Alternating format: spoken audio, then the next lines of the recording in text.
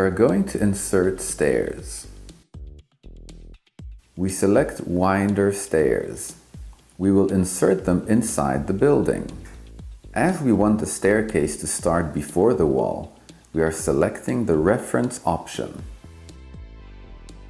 We are indicating the first turn of the stairs. On the item bar, we select the width icon and we define the flight width by typing the value. Then we indicate the next turn.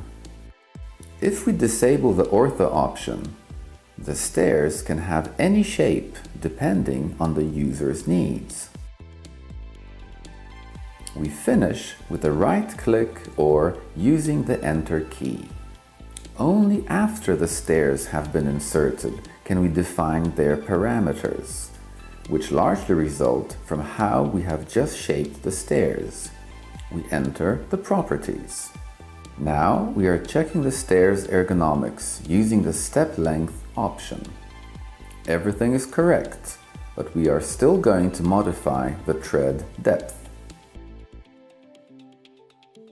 Here, we need to decide what the stairs are going to look like. We can, for example, switch to the stair tread, switch off the tread riser, and switch on the stringers. We can modify the stairs tread's nose length and confirm the modifications. The stairs automatically cut a hole in the ceiling, but it can be seen only after the insertion of the ceiling. Using the ramp option, we are inserting the drive to the garage. The option can be found among stairs.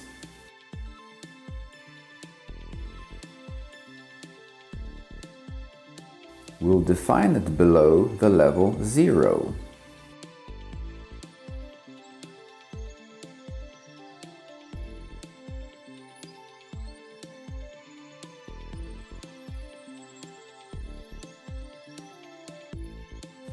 And its height will match the lower edge of the level.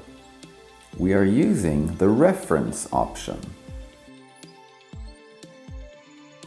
We will start the drive at 400 centimeters from the building.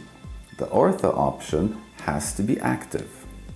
We enter 400 centimeters, while the length of the inclined part will be 300 centimeters.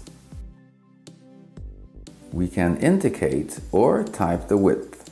Right before the garage gate, we will create a horizontal part by inserting a landing.